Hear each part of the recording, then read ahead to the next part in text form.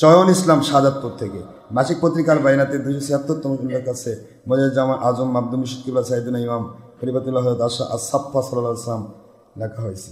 মুরিদদের বানানো 19 মিনিটের ভিডিওতে বলা হয়েছে নামের সাথে সাল্লাল্লাহু আলাইহি সাল্লাম লাগানো রসুল সাল্লাল্লাহু আলাইহি ওয়াসাল্লাম ওনার জন্য খাস, তবে অন্যদের ক্ষেত্রে জায়েজ আছে।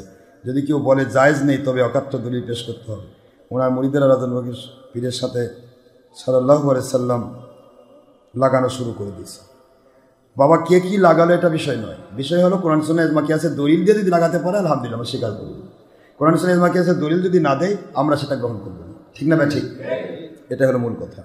আজ পর্যন্ত কোনো মাযহাবের ইমাম মুজাদ্দিদ সহ কারো নামের সাথে কি সাল্লাল্লাহু আলাইহি ওয়াসাল্লাম দেখিনি, এখন নতুন দেখতেছি। এ বিষয়ে আপনার মতামত জানতে চাই। লাগানো হয়েছে সেটা তাদেরও তাজদিদ, এটাও তার তাজদিদ হতে পারে। এতদিন লাগায়নি, তারা লাগায়নি, কিন্তু ইনি লাগাইছেন, ওনার এটাও একটা তাজদিদ হতে পারে। সেটা তার ব্যাপার। তিনি দলিল আদিল্লা দিয়ে যদি প্রমাণ করতে পারেন আলহামদুলিল্লাহ, দলিল আদিল্লা দিয়ে প্রমাণ করতে না পারলে গ্রহণযোগ্য হবে না। ক্লিয়ার?